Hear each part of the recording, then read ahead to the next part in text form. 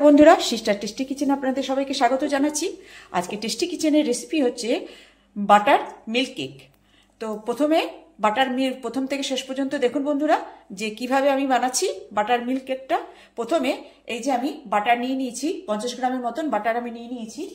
আর নিয়ে নিয়েছি এই বাটির 1 বাটি ময়দা, এই 1 বাটির 1/3 চিনি, আর ওই যে বাটার দিয়ে এটাকে এবারে একটু তেল মিলিয়ে দেবো। আর এতে একটুখানি সাদা তেল যাবে, কেন কি অনেক সময় তো অতটা বাটার আমরা খেতে পারি না, বা অনেকের অনেক রকম সমস্যা থাকতে পারে, হাই প্রেশার টাইপ প্রেশার। সেই জন্য আমি 50 গ্রামের বাটারের সঙ্গে 50 গ্রাম তেল মিলিয়ে নেবো। তো এবার এটাকে ম্যাশ করব। স্টার্ট।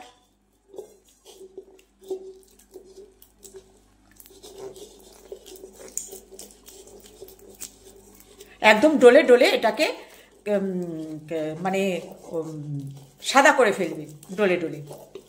এইভাবেই বাটারটা আগে প্রথমে ম্যাশ করবে। এই যে বন্ধুরা 50 গ্রামের বাটারের সঙ্গে আমি এই যে 50 গ্রাম তেল মিলিয়ে নিলাম, সাদা তেল।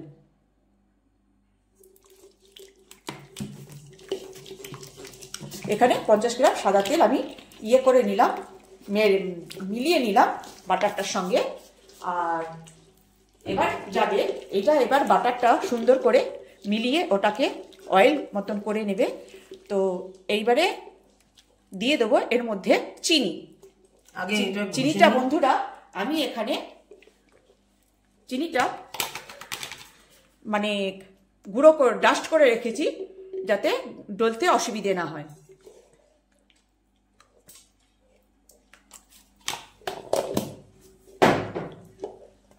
বন্ধুরা এই দেখুন বাটার আর তেল এরকম ফেনা করে দিয়েছে। এইবারে এর মধ্যে দিয়ে দেবো ওই ডাস্ট করা চিনি। এটা কিন্তু বন্ধুরা তেল আর বাটারটাকে নিয়ে ওটা ওরকম এরকম করে বন্ধুরা এই যে হাত দিয়ে এরকম ডলে ডলে ডলে ডলে একদম কনডেন্স মিল্কের মতন হয়ে গেছে। তেল আর মনে হবে কি কনডেন্স মিল্ক। বাটারটা, বাটার আর তেল, হ্যাঁ বাটার আর তেল। এবারে দিয়ে দেবো বন্ধুরা চিনি।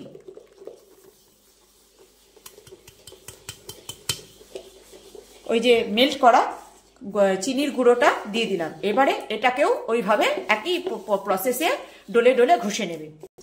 এই যে বন্ধুরা চিনি আর বাটার এইভাবে ঘেটে সেটাকে মানে একদম পুরো ফেনা করে ফেলেছে, মনে হবে একটা ক্রিম। দেখুন দেখুন একদম মনে হবে ক্রিম। আরো ঘষবে যাতে আরো ফ্লাফি হয়, তার জন্য। বন্ধুরা এই স্টেজে বাটার, তেল আর চিনি মনে হচ্ছে না যে একখানা কোনো ক্রিম তৈরি হয়ে গেছে। এই স্টেজে বন্ধুরা দিয়ে দিলাম বেকিং পাউডার।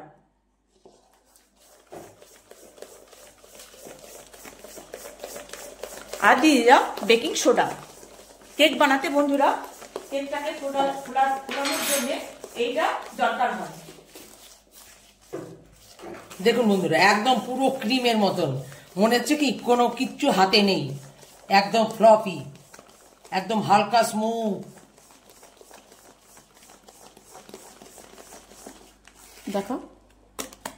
দেখুন বন্ধুরা একটা ক্রিমের মতন হয়ে গেছে। এইবারে এটাকে ঘষে এবারে এর ভেতরে মিক্সিং করব ময়দা। বন্ধুরা এর মধ্যে এবার আমি বাটার, তেল আর চিনি আর বেকিং পাউডার আর বেকিং সোডা।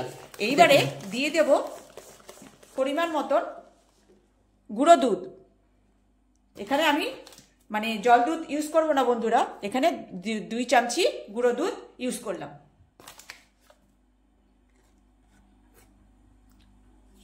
এবার এটাকে দিয়ে ভালো করে ফেটিয়ে নেবে।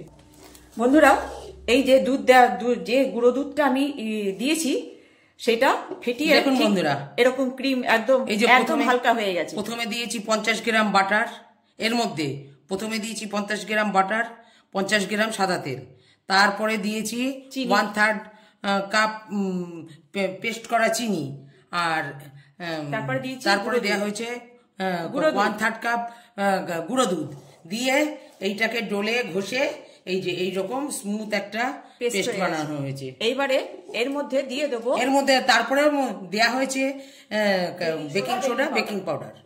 এবারে এই বাটির 1 বাটি আমি ময়দা এবার এর সঙ্গে অ্যাড করে দিয়ে এটাকেও ভালো মতন এরকম ম্যাশ করে নেব, যাতে আরো স্মুথ একটা পেস্ট তৈরি হয়ে যায়। বন্ধুরা আটাটা দিয়ে দেখুন এরকম একটা স্মুথ পেস্ট তৈরি হয়ে গেছে, যা হালকা হয়ে গেছে। আর এই বাটিটার মানে মধ্যে আপনাদের হাতে যদি ধরিয়ে দেখাতে পারতাম, বাটার পেপার দিয়ে অয়েল দিয়ে সেট করে রেখেছি, এইটাই করে বেক হবে। এইবারে বন্ধুরা এর ভেতরে দিয়ে দেবো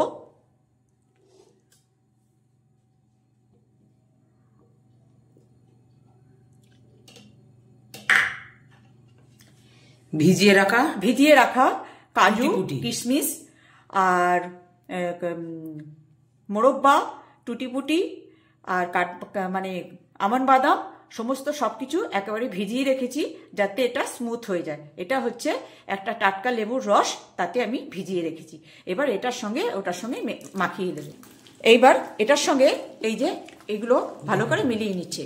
এইবার দোকানের মতন একটু সুগন্ধ হওয়ার জন্য আমি দিয়ে দেবো ভ্যানিলা এসেন্স। মানে হাতে পাটো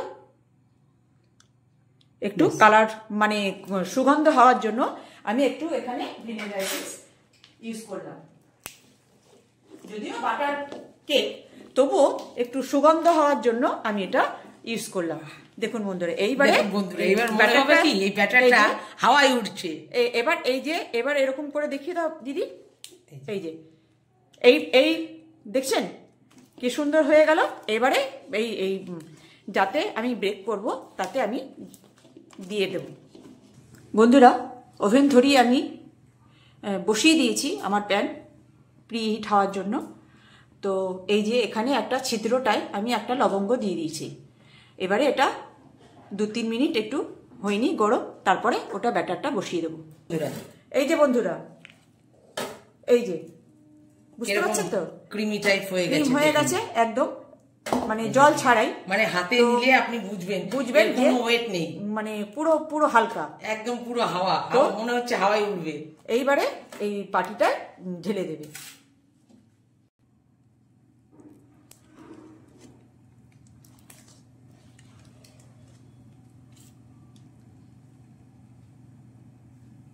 বন্ধুরা এই যে আমার প্রিহিট হয়ে গেছে। এইবারে আমি এই ব্যাটারটা বা বক্সটা বসিয়ে দেব।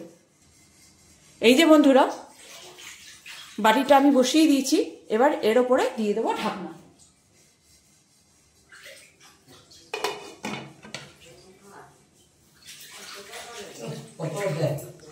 তো এবারে আমি একটু 5 মিনিট মতন আমি একটু ফ্লেমটা একটু মিডিয়াম রাখবো, তারপরে স্লো করে দেবো।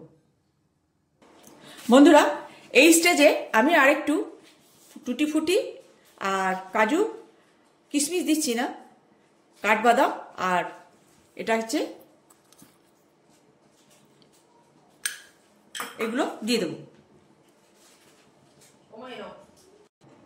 বন্ধুরা এই পজিশনে আমি এটা দিয়ে দিলাম। ফুলতে ফুলতে ও নিয়ে গিয়ে মিডিল পয়েন্টে এগুলো যখন খেতে টেস্টফুল লাগবে এই জন্য এখন দিয়ে দিলাম, সেট হয়ে যাবে। আর আগে যেগুলো দিয়েছি সেগুলো যদি একটু নিচেও চলে যায় এগুলো মিডিল পয়েন্টে থেকে যাবে।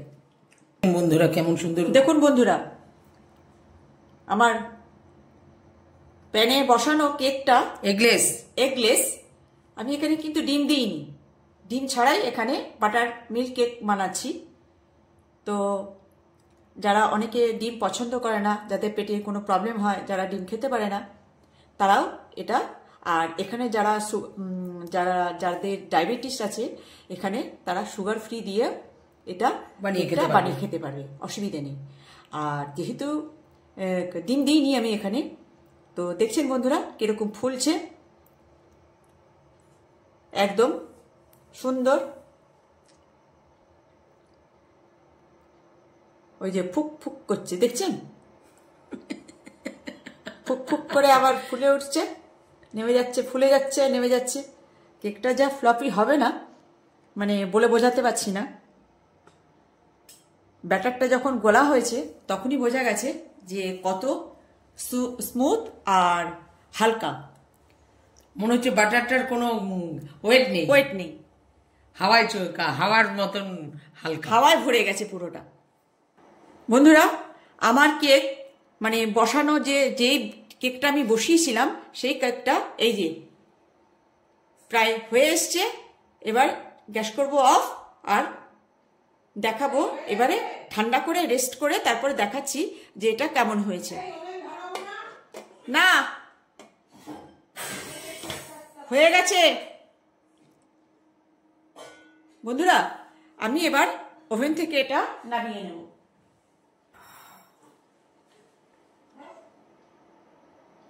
তারপরে দেখাচ্ছি খুলে যে কেমন হয়েছে।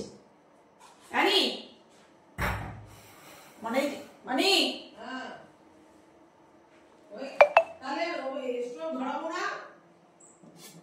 এই যে বন্ধুরা, ওভেন থেকে নামিয়ে নিয়ে এসছি। এই যে আমার বাটার মিল্ক কেক তৈরি। এবার এটাকে ঠান্ডা হওয়ার জন্য রেস্টে দিতে হবে। তো রেস্টে দিয়ে পরে আমি দেখাচ্ছি বন্ধুরা, মিনিমাম একটু ঠান্ডা হতে তো টাইম দিতে হবে। পরে আমি দেখাচ্ছি যে কেকটা কত সুন্দর হয়েছে। তো আমার এটা একটা সামান্য রেসিপি, আপনারা সবাই বানিয়েও খেতে পারবেন। কেন কি কালকে 25শে ডিসেম্বর, সেই জন্য আপনাদের সঙ্গে শেয়ার করলাম এটা, যাতে আপনারা নিজের বাড়িতে নিজের হাতে করে বানিয়ে খেতে পারেন। তো রাখছি বন্ধুরা, বাই। পরে আমি দেখাচ্ছি বন্ধুরা কেটে যে ভেতরটা কেমন সুন্দর হয়েছে। এই যে বুঝতে পারছেন, আমি এখন দেখাতে পারছি না, পুরো গরম, একদম গরম একদম। তো এটা ঠান্ডা হতে দিতে হবে সেটিং করার জন্য। তো রাখছি বন্ধুরা, বাই।